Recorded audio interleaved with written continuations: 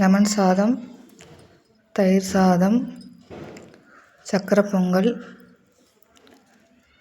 கருப்பு மூக்கல்லை சுண்டல், my favourite புளி சாதம், அப்புறம் சாம்பார் சாதம் வித் அப்புறம் கருணக்கிழங்கு வறுவல், அப்புறம் வாழைப்பழம். இன்றைக்கி சஷ்டி 3ஆம் நாள். இன்றைக்கி விரதம் சாப்பாடு.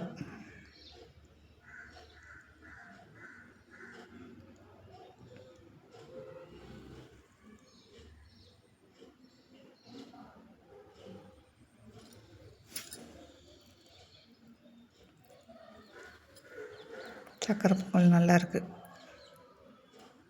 சக்கரை பொங்கலோட சுண்டல் வச்சு சாப்பிட்டா நல்லாயிருக்கும். ஓம் சரவண பவ.